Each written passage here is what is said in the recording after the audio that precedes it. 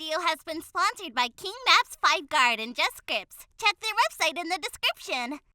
Hello everyone, welcome to Zexus development. In this video, we are going to install a QB inventory redesign script for new QBCore framework into our FiveM server. So without any further ado, let's get to the installation process. So this is the script which are going to install into FiveM server. I'll put the link in the description below. You just have to click on code and download the script. After downloading it, we have to extract the file into the QB folder of the FiveM resource folder.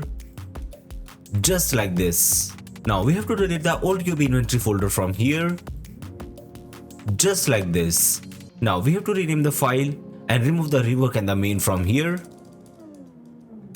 Just like this. Now open the file.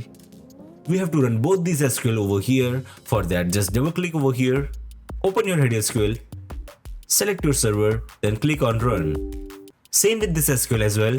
So that's all for the installation part. Now let's start the server. So we are in a server now. Now let's open the inventory over here. So as you can see, this is the inventory which we have installed into our FiveM server. And these are the options which we get when we right click on the item. So let's drop the item over here. As you can see, it works perfectly fine over here. We can also take out all the items through this inventory.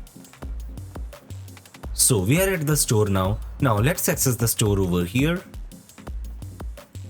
So as you can see, this is the UI of the inventory when we open the store. So now let's select some items. Now let's consume these items over here. So as you can see, we can easily consume this as well.